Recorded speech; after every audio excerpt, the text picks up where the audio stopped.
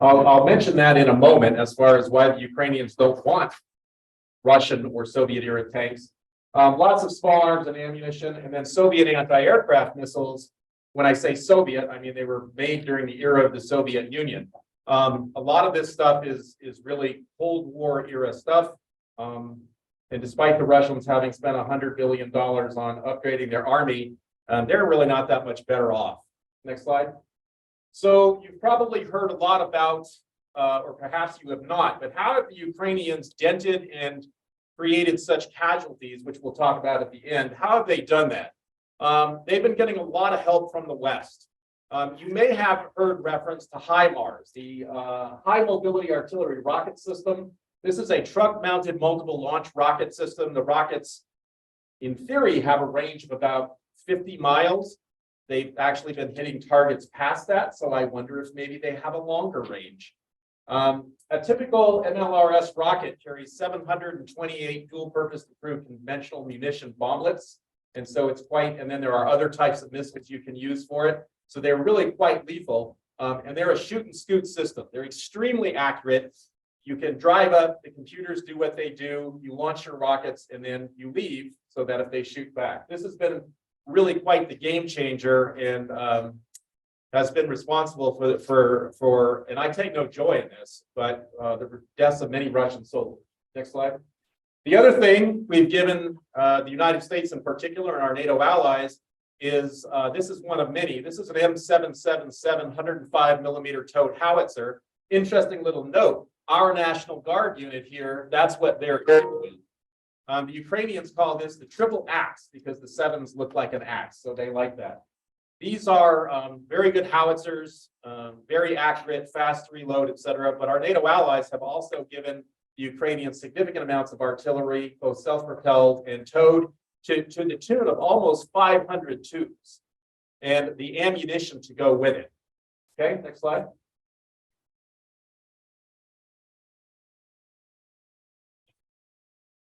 We've been hacked. This is a Russian plot to derail my presentation. You may have heard that the artillery, the anti-tank missiles, the various other things were defensive systems because we didn't want to make the Russians angry. We didn't want to anger Vladimir Putin. Well, we're going to anger him. So you've probably heard that President Biden, our European allies, especially the Poles have been super hot on this. We are giving Western tanks to the Ukrainians to the tune of eventually several hundred. And you may say, well, so what? I mean, are our tanks, Western tanks, any better than the Russian ones? And the answer is, by the way, I actually, generally speaking, how old are you guys? 20, 21 thereabouts? Yeah. When I was 21, I was an M1 Abrams tank platoon leader on the inter-German border during the Cold War. And so this is kind of my thing, right? In the upper left, we have the American M1A2 Abrams. We're going to give brand new ones to the Ukrainians without the depleted uranium armor. Only we get that, but it'll still be a great tank. The British Challenger 2, the German Leopard. There was the Ukrainians were commenting, they were training in Germany, and they're like, this is like, because they had come from Russian tanks. They said, this is like a Mercedes versus a Lada. The Lada being like a two-stroke crappy Soviet era car. The Abrams and the Challenger are combat tested against Russian produced tanks or Soviet produced tanks in the various desert wars of the Gulf. They won 99.9% of the time. So if you're interested, I would put my life on the good stuff. I think this will be a game changer. The question is, will there be enough? Next slide. Finally, you know, when military people start talking, they get all enthused about weapons, tanks, and missiles and such. The human cost of this thing is an absolute tragedy, not only for the Ukrainians, but for the Russians and the Russian people. You can see that there was an estimate, our estimate, of 8,000 civilians killed and 13,000 injured. The Norwegians said more like 30,000 Ukrainian civilians killed and more injured. Depending on who you talk to, 100 to 150,000 military casualties. And think about Russia. In 1 year, the Russian army essentially having lost the cream of the crop of their troops and equipment, to include their aircraft and, in terms of the Navy, the flagship of their Black Sea fleet, in 1 year having been decimated like this. And what you see now is Vladimir Putin calling up conscripts that he sends into battle, a la World War II, for mass infantry attacks. And if you get wounded, you're hosed, because the medical care is just not there for you. And it is a meat grinder. So this is a phenomenal tragedy, frankly, for everybody involved. And my fervent hope is that this phenomenal tragedy will not escalate or expand to other parts of Western Europe, or God forbid, the rest of the world.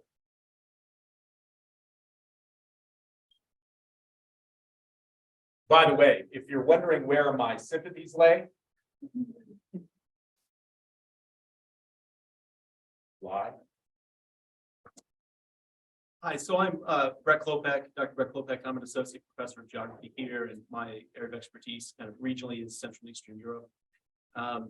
Yeah, I think the common theme tonight is it's a tragedy all the way around, every which way you look at it, just in terms of sheer numbers of casualties, military and civilian. I think that's one of the overlooked aspects of this conflict, but people who study Russian history, Ukrainian history, Central and Eastern Europe, already understand that all of these series of conflicts that have taken place as far back as you want to go have a huge demographic cost. You know, if you look at the impacts of just war deaths in this region in World War I, World War II, and of course you can go back further, what we're seeing now demographically are like the latent effects of huge demographic disruptions that occurred, you know, maybe 2 generations ago. When you take that specific segment of that population out that are young, you know, marriage eligible children, rearing eligible men out of the population largely, and then on top of that, all the excess civilian casualties, people just caught up in the crossfire. I don't want to say it doesn't matter who wins, because again, my sympathies lie with the Ukrainians and their, you know, their efforts for national self-determination. But both sides have already incurred such horrible demographic disruptions amongst populations that were already in steep demographic decline. Every country across the entire region, virtually every country across Europe right now is in demographic decline, which is not caused by war, but exacerbated by war. When you see the total fertility rates across Europe to a country are not above the replacement rate. These are not countries that can lose 100,000, 200,000, 300,000, and who knows what the number will be by the end of their population, especially from these very specific segments of the population. So both of these countries, quite frankly, Ukraine, Russia, were already in kind of what they might call like demographic death spirals, even prior to the start of this conflict. So the end result will be just accelerated demographic decline, and also huge demographic skews, especially when you take such segments of the male population out of these countries. What you'll get is generation after generation of older people who are skewed severely towards the female side.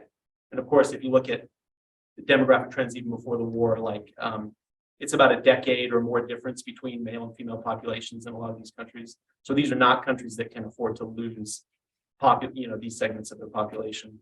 So that's, I think, one kind of overlooked aspect of this conflict.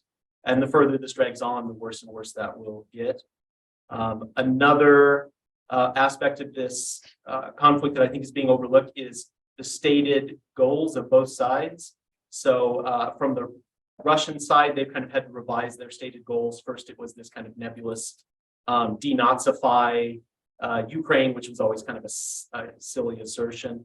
I mean, it's like the worst, the worst insult you can, offer another political opponent, and has a long history in Ukraine politics and Russian politics to call your opponent a Nazi. When you look at the two stated goals of the two sides, what the Russians want to do is, their initial goal was to basically oust this Ukrainian government that they view as basically illegitimate since 2014, and to basically retain hegemony over Ukraine in the way that they're able to do that in Belarus.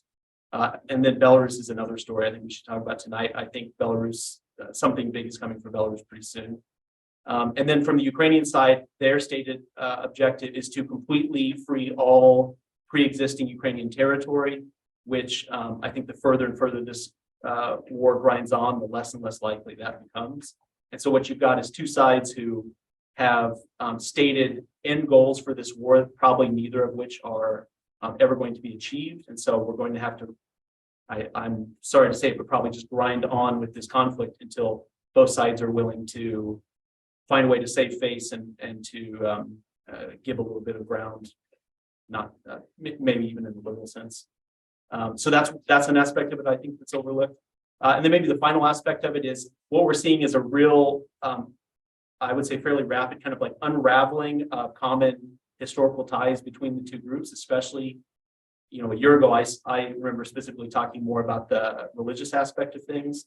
Now what we see is basically the Orthodox Church in the East, basically in full schism. You have basically two separate Orthodox churches within Ukraine today. There's going to be a dispute in the future over ownership of the property of that formerly more unified church, which will be controversial and kind of gut-wrenching for, I think, that religious group. We've even seen steps like the autocephalous Ukrainian Orthodox Church now has changed the date of their Christmas celebrations from the traditional Orthodox date to kind of a Western date, which to me was kind of shocking. So I think those are kind of the aspects that I've been paying attention to most recently, and sadly, I don't see any quick resolution of this conflict. So my name is Dr. Nathan Gerth. I'm formerly an employee of the University of Nevada, Reno, where I run digital services for the university libraries there. But my background is in Russian history, and really over the past year, I've spent a lot of time contemplating, worrying, and thinking about this conflict that we convened roughly a year ago to talk with you all about. Unlike my colleagues, I'm probably not going to go into any sort of depth regarding my thoughts right now anyway, because I want to leave plenty of time for your questions.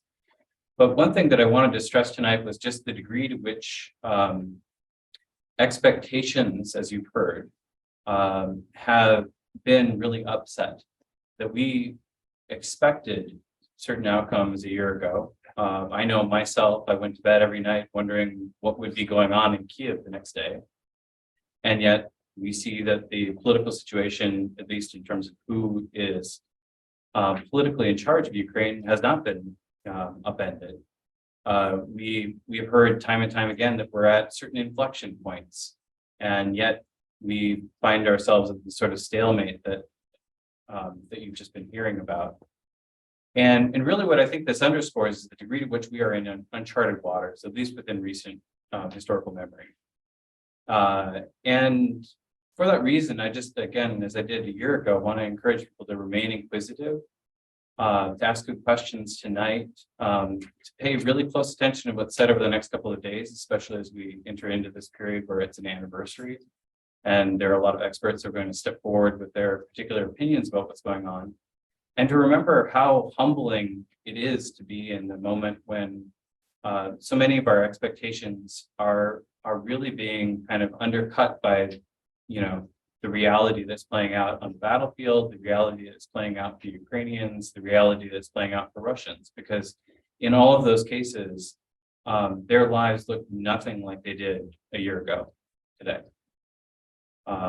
And so with that, you know, I again look forward to answering some of your questions, but do hope that you can kind of keep that perspective of how quickly and rapidly this has changed, and how little of what we expected to see a year ago has actually played out.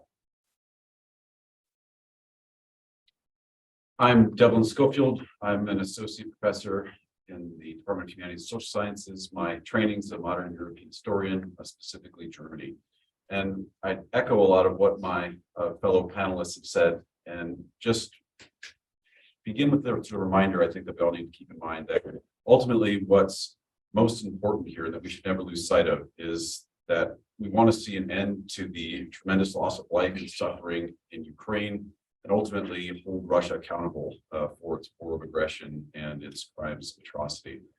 As I was thinking about how I could spend a minute or two best introducing what I think is important in regard to this topic, I thought maybe it would be good to begin with just a basic run of statements about the justifications that Russia gave in invading, some of its goals and the results of the invasion as we can sort of evaluate them a year on.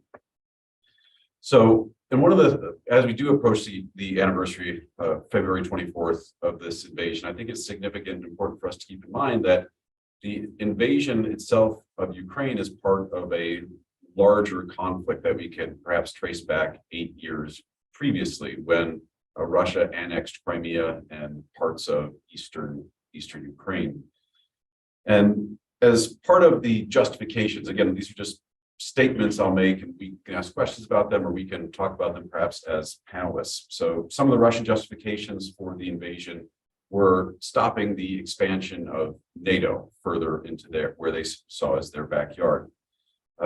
As Dr. Chloupek mentioned, denazifying and demilitarizing Ukraine. Vladimir Putin at the beginning of the invasion suggested that Ukraine was not a legitimate state, did not have a right to exist. And as one of the evolving justifications that we've seen is a move away from some of those topics, at least the emphasis, and more of a sort of a larger clash of cultures, where Putin and his government have suggested that what is at stake here is a all or nothing struggle between Russia and what they say the permissive culture of the West. And there's a thread running through all this, which suggests ultimately that Russia is the victim here. And as far as some of the Russian goals, I think some of them that have emerged is that they want to upset the international system. So move away from a unipolar world order to a more multipolar world, to establish Russian dominance over Ukraine, and in so doing, reassert Russian power over a significant former area of the Soviet Union, reestablish a pro-Russian government in Ukraine, and of course the goal being to win. And in so doing, perhaps Putin could put himself alongside some of the Russian heroes of the past, Peter the Great or Stalin. Now, the reality, I think, is much different than anything that Russia anticipated. And I think that's been gestured to by my fellow panelists. Rather than being strengthened, Russia finds itself weakened and isolated, both economically and militarily. NATO, rather than breaking apart, has solidified behind US leadership. And in fact, the door has been open to an expansion of NATO, as traditionally neutral countries like Sweden and Finland are beginning to rethink that neutrality. And I think it's also created a more nationally conscious Ukraine, and a Ukrainian population that is more determined than ever to reorient themselves and see themselves as having a European future. Now, as a European historian, one of the things I found striking about some of the initial rhetoric that Putin was utilizing when he went in was he referred to the invasion initially as a special military operation. And the implication of that, of course, is that this is a campaign that would be over in a matter of weeks, if not days. And to me now, this is the 21st century version of the inaccurate statement that the troops will be home by Christmas, right? So what has happened as a result of this invasion is to become the largest land war in Europe since World War II. Now, as far as what's happening on the ground, Ukrainian force, and as my colleague, Dr. Corson, gestured to, what's happening on the ground is that the Ukrainians have valiantly resisted Russian efforts to take over their country. They've done so thanks to the help of financial aid from the West and military aid. But most importantly, I think we need to keep this in mind, they've done so with Ukrainian blood, putting their own lives on the line to defend their country. And the Russians have ultimately failed to take their objectives. Along the way, we know that Russia has committed numerous crimes and atrocities against the civilian population in Ukraine.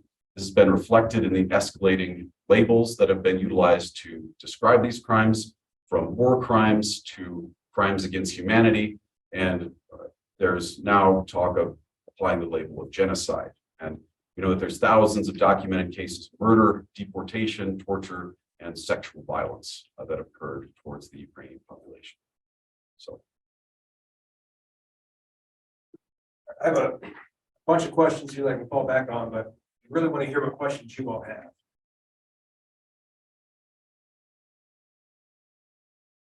I said this was a smart, good-looking crowd. Don't make me wrong.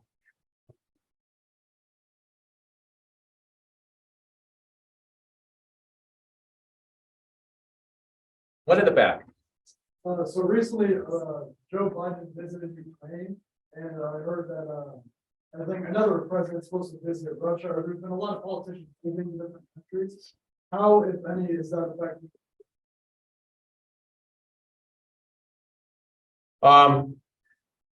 So President Biden did make an unprecedented trip to Ukraine. I'm gonna read just my favorite question. This one I had to highlight.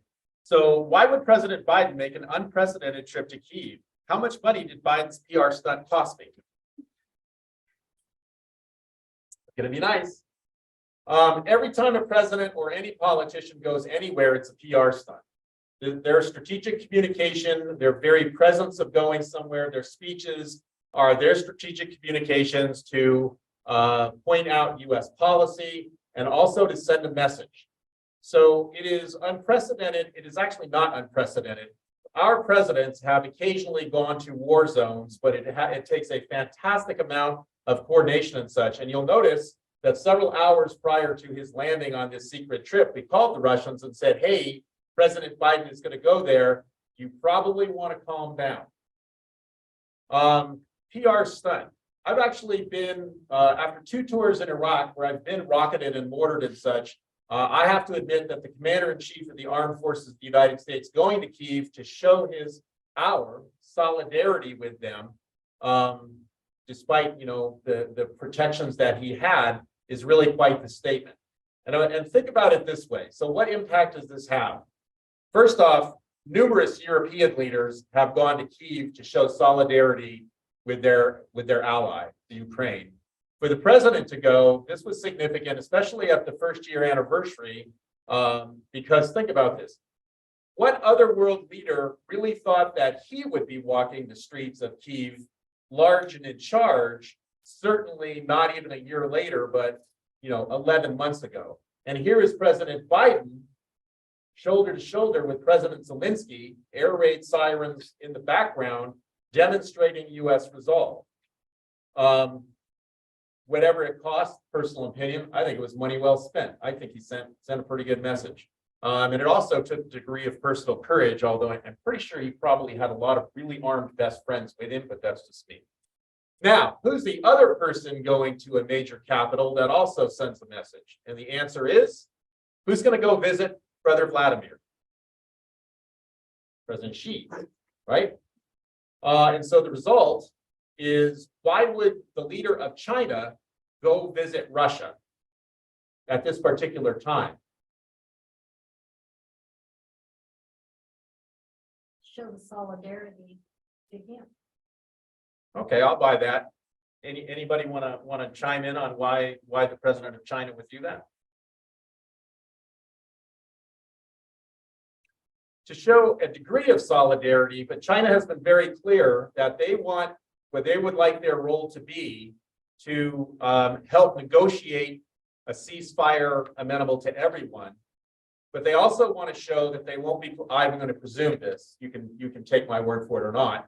But as we were talking about Putin wanting a narrative of challenging US hegemony in a unipolar world, China has the same agenda, in that they wish to point out that they are a major power, they will do what they will, they have their own agenda, they won't be pushed around. And so I would say that they're doing that by showing solidarity with Russia, but by the same token, hopefully they will not go with lethal aid to Russia, and they will encourage Russia, as they have done so, to negotiate it out and cease and desist. I guess we'll see. But as far as PR stunts, every time somebody goes anywhere for such things, it's a PR thing, whether it's a stunt or not. I'll leave that to you. Other comments? It seems like it kind of became a trend as soon as a couple of the European leaders went to go visit Zelensky in Kyiv, and it's always a chance for a political photo op. Then some of the European press even started commenting on, like, for instance, Macron in France, who's kind of traditionally a very neat and formal dresser, started kind of dressing down. He started wearing the 5 o'clock shadow. That's a little bit more of the kind of the distasteful aspect of this. You know, every political leader wants to look tough. Every political leader wants to be a wartime president or a wartime prime minister. But I think it's still, the net effect of it is still to show kind of European resolve and European, to some degree, agreement, solidarity on this topic. I think Joe Biden looks great in his trademark aviator sunglasses. I'm just saying, I'm getting new glasses and they're gonna be aviators. I mean, I think one way to contextualize what you're getting at here is to remember that we have seen an American president in Poland twice in 12 months. That's a major change. Like, that is a remarkable change in the level of attention, because that does bring a whole cadre of people along with the president to talk with their counterparts in that country, to talk about growing their military, which is expanding rapidly, much faster than even the polls imagined it would. And so really, I think that, yes, it's important to talk about and reflect on what it means to go and walk the streets of Kiev with the president there.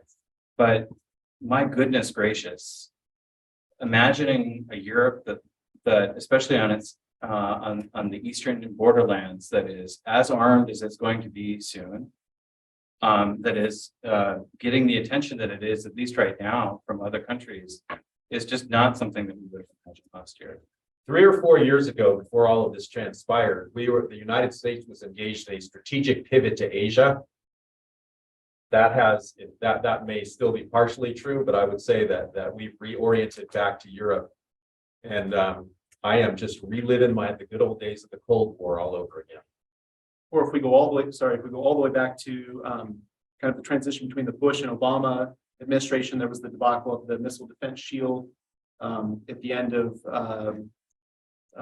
Bush's term, they had negotiated basically a missile defense shield that would involve Poland and the Czech Republic, I believe. And then at the beginning of the Obama administration, they kind of nixed that deal, which kind of soured relations between Poland and the United States for quite a while. So I agree that to see such American-Polish cooperation is quite surprising. And Poland's rearmament and political sway, I would say, one of the things that their strong reaction to the Ukrainian conflict has really given them some credibility as an emerging leader, an emerging power within Europe. And I think one of the ways to judge the significance of an event is to look at how the Russians responded to it. There were a number of voices raised among the more radical Russian nationalists about how this act by Biden had upstaged Putin, particularly significantly before his State of the Nation address, essentially. So, And keep in mind that it was serious enough from their perspective that they conducted a strategic nuclear test of one of their missiles during the visit. It failed. That was the second stage of the missile exploded and terminated the test. But that's the degree to which it got people's attention. And I think if we do want to be a little bit critical and think about, you know, the Russian perspective on this particular case, it does play into a little bit of the narrative that was presented during that speech, which was very much Russia against the West. Barely mentioned Ukraine. You know, mentioned a little bit of the suffering that Russian soldiers are undergoing during their brave acts on the battlefront. But you know, in broad brushstrokes, it was all about, you know, Russia versus the West.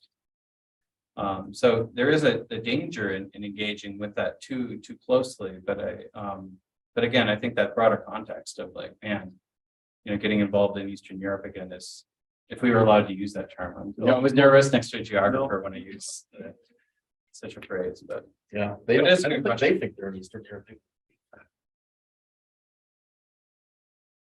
Another question? Good job.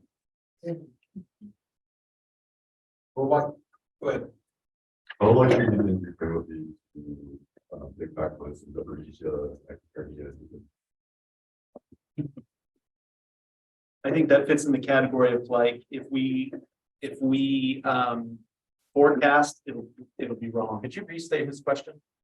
So I think the question was how likely it is that Ukraine would ever recapture like Crimea and some of these territories. Zaporizhzhia and The region.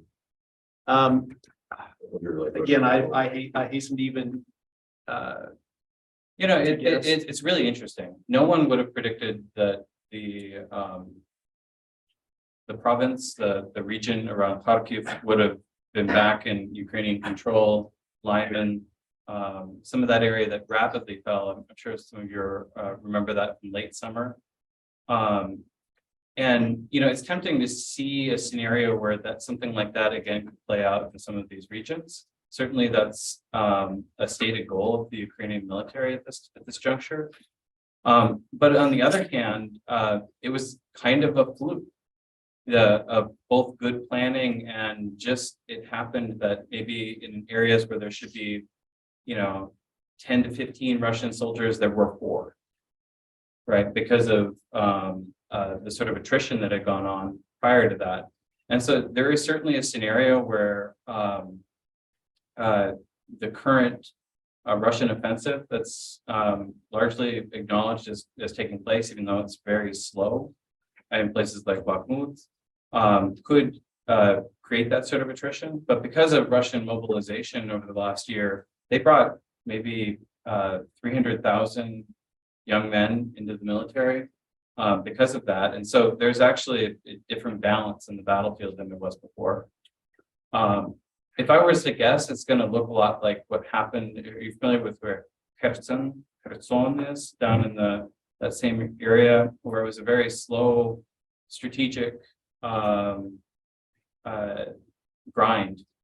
in a lot of ways, not that sort of rapid collapse. But I would agree with Dr. Chloupek. I don't think it's worth speculating. But that's what the West is speculating on, though, by bringing those tanks in, by bringing in some longer range artillery now, is that they're guessing that might be a possibility.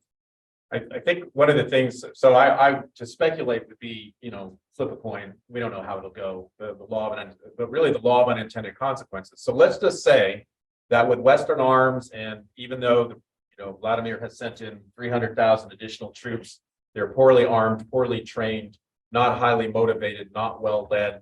And the result is they sustain another 100,000 casualties or whatever the case is. Let's just say the Ukrainians did recapture Crimea, and they recaptured all of their previous territory. Well, what would be the political implications for Putin's regime? And at what point, let's not forget that Russia has got, in conjunction with China and the United States and a few others, enough nuclear weapons on the planet to kill all of us 3 times over. And by the time they kill you the first time, you don't really care about times 2 and 3. That is a scary thought. And with the rhetoric that goes on, it's enough to give you pause. So there's what might happen, and then there's the law of unintended consequences of how things start to spiral. So I really don't know, but it would be worthy of concern. The good news is I'm pretty sure that Maryville is not on anybody's target list. How concerned are you that the war will spread to Moldova and or Poland? Pretty concerned about Moldova.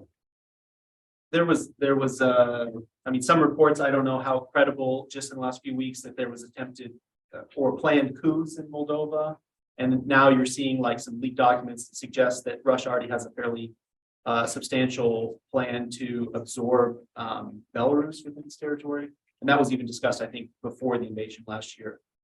So I think those two scenarios are fairly. Can you give us a short summary of why Moldova and Belarus in particular, but Moldova in particular, are potentially vulnerable versus, for example, why Poland is less vulnerable?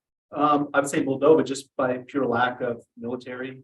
Like Moldova has like a military that numbers in maybe like the singles of thousands, yeah. So they're essentially somewhat unprotected unless the West expands its protection. They are not part of the EU or NATO. Oh, and then Transnistria there is a breakaway republic, which They have I guess attracts that attention. substantial number of Russian-speaking Moldovans who are very sympathetic, and in fact, there was recently a protest in asking the Russians to come and take over. So we'll see. I think. I think something in Belarus is might be fairly immediate too. Well, and in Belarus, there's still a political debt. it was very close to seeing the power structure surrounding Lukashenko there collapse a few years ago because of protests and a presidential election that was ongoing, and really the Russians stepped in at that point to prop up that political structure, and with that support came a debt that that's going to be called in. I think. On Moldova, yesterday, Putin revoked his guarantee of their sovereignty. So he had guaranteed their sovereignty back in 2012, and yesterday in his speech, he revoked that guarantee. So, wonder what that means. And I mean, that's essentially akin to like the Budapest memorandum, right, that guaranteed Ukrainian sovereignty. Russia, after 2014, said we view that as null and void because the government we signed it with no longer exists in their eyes. So The panel touched on it just a little bit ago, just mentioning both coups and Putin's regime. Why in the world has Putin's regime not fallen yet? Surely there are enough political opponents that would see the weakness of Putin's leadership and this spectacular failure of the Russian offensive. Why hasn't Putin fallen victim to that? Many of those influential people are currently meeting together in jail. we're falling out of windows. Falling out of windows. Or not experiencing any adverse consequences. You know, the Moscow Times had interviews with unnamed interviews, obviously, with elites that were in attendance to the speech yesterday. And a lot of them were talking about, you know what, I still got to go on my vacation to India. I still got to go on my vacation to Dubai, big deal. Like, I don't know, it doesn't affect me. You know, it's a little bit more paperwork, or it's a little bit more of a struggle, but you know, that's the remarkable thing. And I think it's the haunting thing and troubling aspect of this that's playing out is that there's an open source kind of tally that's ongoing of confirmed equipment losses on the Russian side. They're nearing 10,000. So that's 50% of their total number of tanks that they had. And yet you have people who are not alarmed.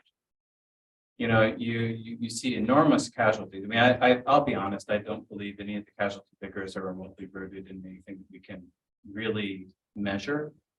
But even if we take like some of the estimates that were kicked around regarding the mercenary group, the Wagner group that's operating near Bakhmut, the estimates right now is that they've lost 9,000 people fighting there. I mean, you know, to see a political structure that is disconnected to the degree to which they do not feel anxiety from this, I think is something that we need to reflect on. Well, you know, because of, you know, the implications for what could happen, because it could result in a rapid collapse or in something that persists for decades. And I think what we do is, I'm not criticizing you, but what we tend to do is we tend to project our view of the world onto the Russian people. My news feed has got, you know, I don't know, 20, 30 different voices going, and the Russians don't get that. If it doesn't, I mean, how many of you were directly affected by a casualty in the last 20 years of America's wars?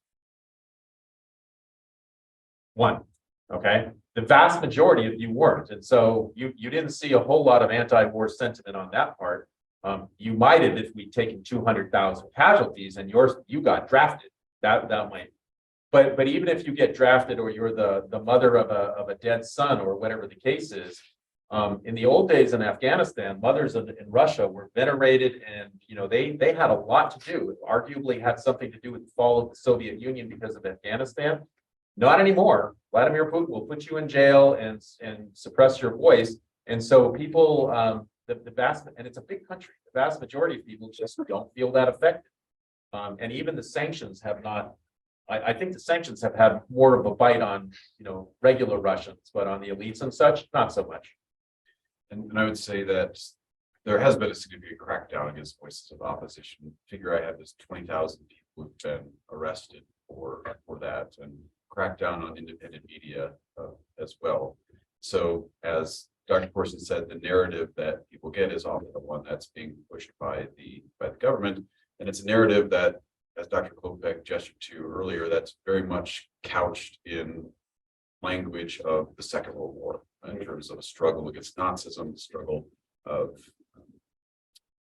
Russia versus the world. So, And historically, the Russian people have been pretty tolerant of very high casualties in their experience.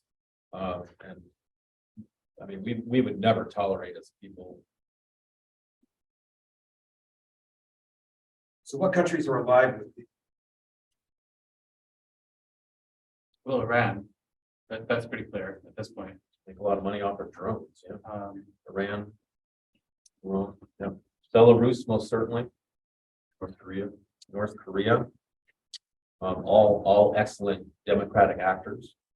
A question becomes, well, how about China and India, two great big powers?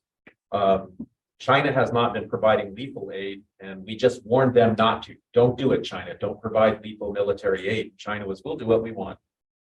In fact, our president will go visit Moscow. India certainly hasn't been supportive of Russia publicly. They certainly have been willing to buy Russian oil, and that's been true for many other non-Western countries. It's like, yeah, we're interested in pragmatic things like buying oil in our economy and that sort of thing. Easy for you rich people in the West to be worried about, you know, all of those political things. You know, what's interesting, if we were to invert that question, is what countries haven't stepped up? You know, there's a great deal of anxiety in Central Asia right now. And really what you've seen is like in the month before the invasion of Ukraine, there was both a coup and a series of protests in Kazakhstan. And it was the first time that what is the abbreviation for that group? There's a cooperative security agreement that was struck up by a number of post-Soviet countries to basically step in and, you know, aid each other. The Commonwealth. No, something else. And basically protect each other in the case of political strife. And it was the first time that they sent any kind of nominal forces to one of their own countries to kind of protect a state.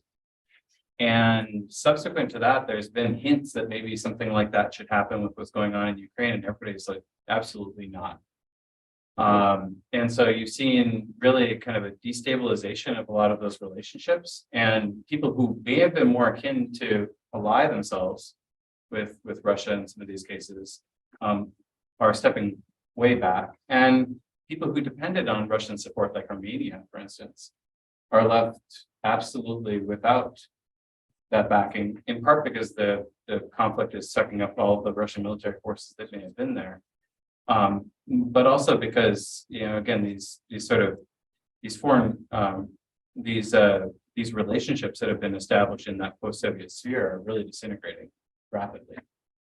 And then I think also, if you look to some of these kind of other smaller bordering states or states kind of in Central Southern Europe, primarily I'm thinking Slovakia, Hungary, and most recently Italy, they've kind of hedged their bets a little bit because, in the case of Slovakia, they have no domestic air protection right now. They're basically reliant on the Czech Republic and Poland to provide air cover over their country. Air sovereignty. Italy just there was just a meeting between Zelensky and Italian politicians that was reportedly very icy. And basically, Italy said that they're kind of withholding some of that lethal aid that maybe Ukraine thought that they would get from Italy. Also, Hungary, I think a little bit because of the strongman politics kind of Orban, and also we've seen a resuscitation of Berlusconi in Italy. These are two kind of, I don't want to say petty dictators, but people who kind of are in that mold of Putin a little bit, who are kind of hedging their bets. So I don't want to say it's not withholding support, but it's kind of apathy or being overly cautious because they haven't really formally come in on the European side yet, despite the fact that all three of those are European Union countries. So I think that's been interesting. How can countries provide Ukraine with military supplies like tanks and guns, as well as intel, without Russia declaring all-out war against those nations? So let's think about what's happened to Russia strategically since Putin launched his war. One of his stated objectives was, and if you look at the geography of this, Ukraine is, depending on your perspective, either a dagger pointed at the underbelly of Russia or a dagger pointed into Western Europe. Either way, however you want to take it. And so one of his certainly his strategic goal was to reestablish his strategic buffer with the West. And it's as I mentioned last year, it's worth to remember this. In the 18th, 19th, and 20th centuries, Russia was invaded 3 times. Charles XII is Sweden, Napoleon, and Hitler from the West. And so if you think about it, the Russians, they probably have some reason to be somewhat concerned based on their historical understanding. And so Putin particularly, he's very clear about it. He wanted to reestablish that geographic buffer along with Belarus and Ukraine. So how's he doing on that? Well, he's now got, if not Western soldiers, he's got Western arms that are in very close proximity to the Russian border in Ukraine. He's got Poland becoming rearming very quickly, as well as the rest of Western Europe. He's got Finland and Sweden, traditionally neutral, who have applied for NATO membership. Just having Finland apply for NATO membership has increased his border with NATO countries by 800 miles. And I would say that's probably not the best thing that's happened. So in terms of whatever his strategy was, arguably, other than his taking much tighter control at home, strategically, this has been somewhat suboptimal. So what's he willing to do? Well, he's also, as you mentioned, lost tens of thousands of soldiers killed and hundreds, however many there are. It's quite substantial. Many of these were his elite regular units. He's now relying on conscripts, and probably half of his quite massive tank force is destroyed, and the sanctions means he can't replace it. So when we start talking about, and very specifically, Finland and the prime ministers of Finland and Sweden, when Putin started to threaten them, pointed out that given Russia's performance to date, they weren't particularly scared. And so the idea that Putin would invade NATO strikes me, in a conventional war, strikes me as very unlikely. The problem is, where is his red line? How committed to his own power is he that he would perhaps think about using a tactical nuclear weapon and crossing that threshold?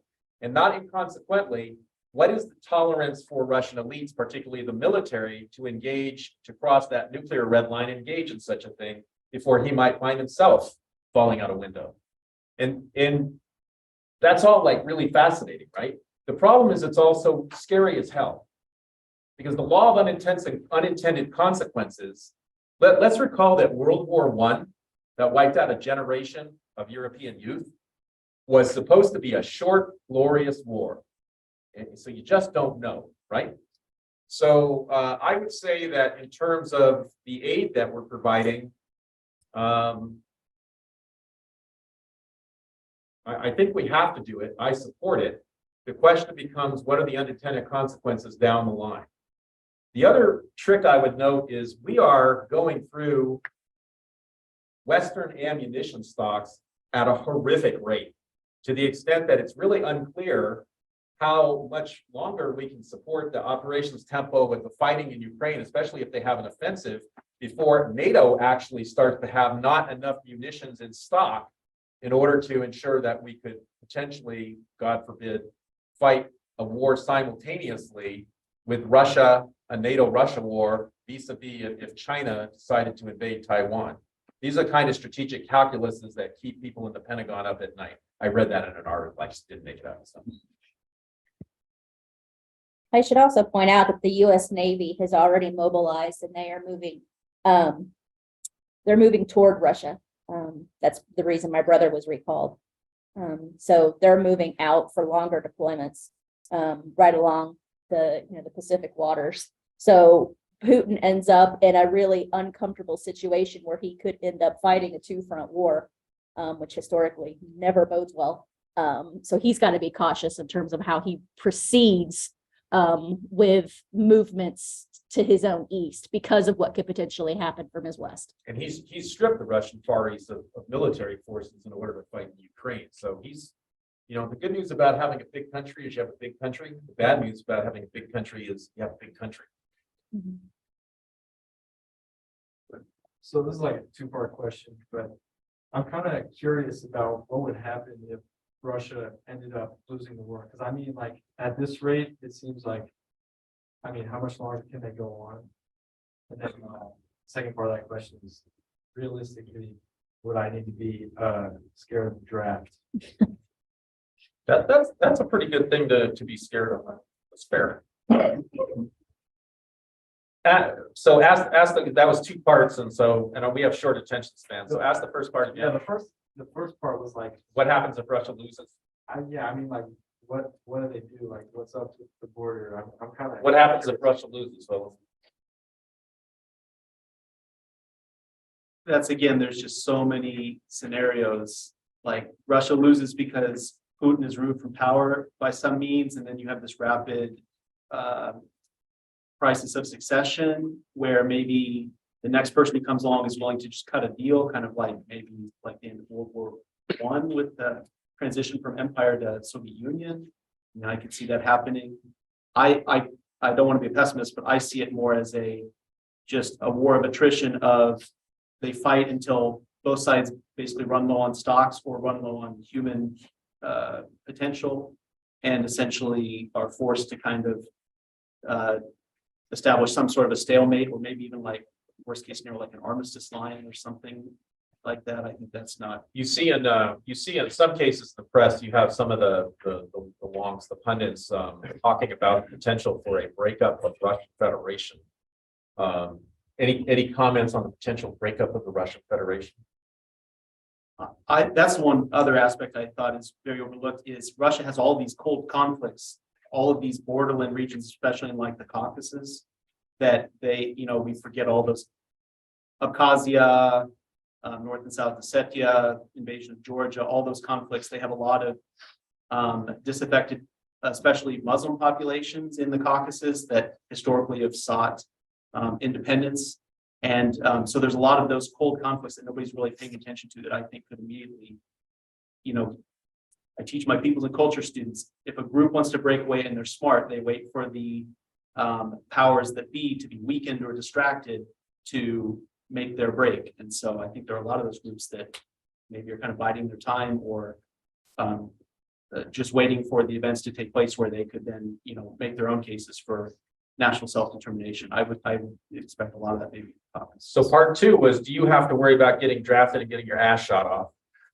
I'm paraphrasing, but was that basically the idea? Correct. Yeah, I like to just cut to the meat of the deal. Let me ask a question, show of hands. How many people here are, as far as the government is concerned, are US citizens that are male and over 18 years old? Raise your hand. I'm going to suppose, yeah, actually, and younger than 35 or something. I'm going to suppose that all of you have registered for selective service, probably by checking a box at the post office when you turned 18. Do you know what that means? That means that you are subject to conscription or the draft. We haven't done that since the Vietnam War. I can tell you that as far as the United States military is concerned, we don't want to do that. We like having a volunteer army, but we've kept that circumstance in place for a really, really bad scenario.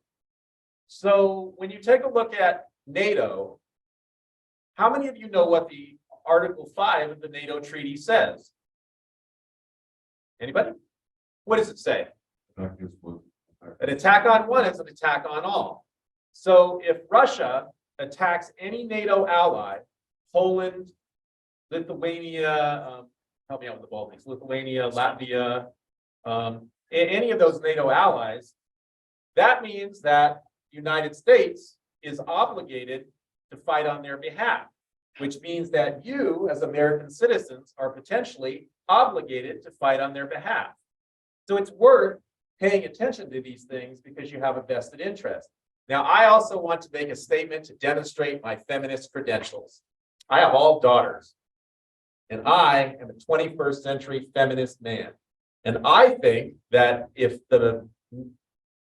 I'm going to use gendered language here because that's what the government uses, but if the males have got to register for selective service and potentially get called up to go get their ass shot off, I think that the rest of the population should be subject to that too, so that everyone has equality and takes the same responsibility. My wife and daughters got very angry at me for that. One interesting way to respond to the first part of your question is to think about some statements that analysts were making a year ago in Russia when the invasion kicked off, saying that they could not, for the life of them, see why anyone would engage in this conflict from a foreign policy standpoint. None of the rationale that you've heard laid out here made any sense to them internally in Russia. There's just no logic to it, right? The only scenario that made sense was to unify elites in Moscow around a common cause, especially if they felt like it was relatively low risk. Now, we can talk about how that's played out over time and where they are now, but I think it's worth keeping that in mind, is that there was a recognition at the top that there were fissures starting to play out in certain relationships, or at least maybe some of the relationships, especially in the Caucasus, with people like Kadyrov and others, were really starting to fray. People were getting a little bit too independent. And so the way that you reined all of that in was that you got involved in the conflict, especially if you thought it was going to be over in a couple of weeks. It was relatively low risk. And the precedent for that was Georgia, right? Georgia lasted, what, 4 or 5 days? It was not a big deal. And it got everybody's attention, turned on that and behind the military. And so I think that that's the thing to keep in mind. We have absolutely no idea what will play out. I mean, there are people who criticized Putin yesterday for not being aggressive enough. They really think that he should be much more violent and ruthless in Ukraine than he already has been. And then there are people who, like Alexei Navalny from prison, released a statement saying that we agreed on borders with Ukraine in 1991. I don't see why there's any discussion about this. End of story. And that's a pretty wide gulf, right? And you can imagine that in any sort of political scenario playing out after conflict, especially if it ended poorly for Russia, those are the people that are going to be at each other's throats. And you can only imagine how that could play out. It could be wildly different scenarios.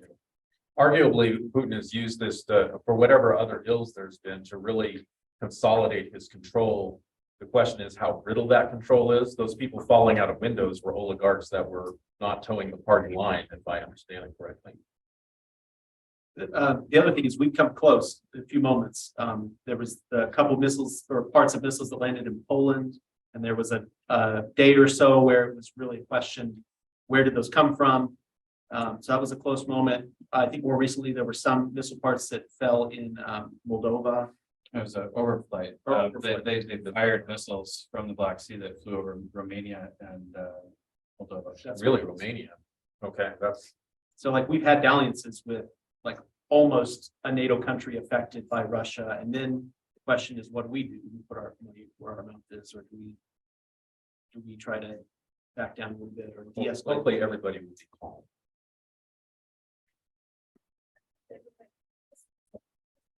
Have I ever been in vote before? Yes. Quick history lesson. Sorry, that I really feel bad giving a history lesson to my history colleagues. The one time Article 5 was invoked, correct me if I'm wrong, was actually after the 9/11 attacks. NATO invoked Article 5 of the NATO treaty and actually provided NATO crewed, NATO owned A3 AWACS airborne warning and control aircraft to the United States to control our air defenses so we could send our air AWACS to the Middle East.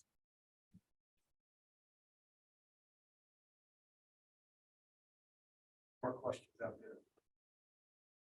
Please. I've been hearing the last few days that there's been quite a bit of confrontation between the regular Russian military and the privatized Wagner group, that the regulars are not going to transport their troops like they were supposed to. What do you see as that playing out in this? I think it's a question of those elites kind of pushing against each other and people challenging boundaries. I mean, there's a lot of speculation, and this is all, unnamed sources written about in independent Russian press. But Prigozhin, who's the Putin's chef or cook, if you will, who's behind Wagner, and Kadyrov in Chechnya were pushing very hard against different figures in the Russian military establishment this last year, being openly critical of them, things you just never would see. And for a time, it seemed like they were actually getting some traction. There were a couple of major shuffles in who was in charge of the conflict in Ukraine. But what we've seen in the last month or two is that the status quo has reestablished itself in the Ministry of Defense. And it also appears that some members of that group that were pushing hard lost their nerve. Now, what's played out in the last week or so with Prigozhin, even today, but honestly, there's another recording of him lambasting the powers that be, is that I think he's realized that there's nowhere else left to go. Like, he's just basically got to put everything out there, and either somebody will come to his assistance at the very kind of apex of power in Russia, or he's done for. Now, in terms of what he's asking for and the sort of games that he's playing, we've got to remember that this is a gentleman whose big claim to fame was creating the troll farm in St. Petersburg that was pretty involved in the disinformation campaigns in the US and elsewhere. So taking him and what he says at face value is always something we need to be a little bit careful with. But the bottom line with that group that I would highlight is just how I can't even wrap my head around the human cost of what has played out. I mean, this was an organization that had really branded itself as mercenaries and being somewhat elite. And really what's happened with them over the last 6 months is that they've recruited heavily from Russian prisons. And thousands of people have died because of that. And it's played out actually in the statistical output of the Russian prison system. You've seen a huge drop in the number of people incarcerated. And a lot of these people have died, fighting with that organization. Now, the irony of this, again, this could be disinformation, who knows, that at least when he would go to the prisons, he would ask, is the going saying right now. The implication being that when the Ministry of the Defense goes now, they're not asking. They're just taking people. So I think, again, it's that the same sort of elite conflict that's playing out, but he's become more outspoken because, again, he's got nothing to lose at this point. The United States just not, didn't we just brand the Wagner Group as an international terrorist group? I'm not sure. Sorry, I'll ask a question. So what do you make of Turkey's position in sort of re-inviting US to mobilize some of those Black Sea bases? Now, I know that Turkey's in a really problematic position right now with the earthquake in the south, but the invitation to the US to bring in more troops on that southern base now puts pressure on, that southern front in terms of the Black Sea. What impact, if any, do you think that might have? Oh man, he has played every angle on this conflict. Erdogan he's been everywhere. The Azerbaijan-Armenian conflict in Karabakh, he's been very involved in supplying arms there. Obviously, they've supplied a lot of arms in the Ukrainian conflict. They've also been very supportive of Russia. They have not participated in the sanctions regime, you know, it seems. So they're very, very careful on how they're kind of playing this out. The other thing we need to remember, and I think it's important to keep in mind, is they've got a pretty important election coming up. And we all felt financial pain last year or so with inflation in the US. In Turkey, inflation was trending at about 60%, 60. So you can imagine that the political structure there was feeling a little bit of pain, because we felt pain here with 10%, multiply that sixfold and imagine what was going on. And now with the earthquake, I mean, I think it's hard to say, but it's been a very, I think, you know, I want to be snide and say it's like a really clever sort of like political game that's being played out. But I think it's also a reflection of those kind of internal tensions as much as anything, where Turkey does feel that, or at least the political establishment there feels the need to kind of batten the hatches. And part of the way you do that is you make friends, right? Like you get the US to come in, you know, you invite all those rich Russians that want to still vacation. You know, sure, you can fly down here. I mean, up to recently, you could still fly Boeing into Istanbul and wouldn't be impounded. It would get fixed, right? Also, I found it interesting that, so like following Turkey's desire over the last, I don't know, half decade to become part of the European Union. And of course, that really flared up during the big refugee crisis. And, you know, the European Union has always kind of toyed with Turkey a little bit. We'll talk about it, maybe we'll discuss it, maybe we'll consider your membership. Now, I think Turkey is kind of enjoying politically being the arbiter of who gets into NATO and who doesn't. They were the ones that were kind of holding up the discussion of Finland and Sweden. So they've enjoyed getting to have a little bit of that coursing power over some of the European countries. Yeah, but they are incredibly important to this conflict. I mean, one avenue that you don't get supplies flying into, or you know, moving into Russian naval bases in the Crimea is the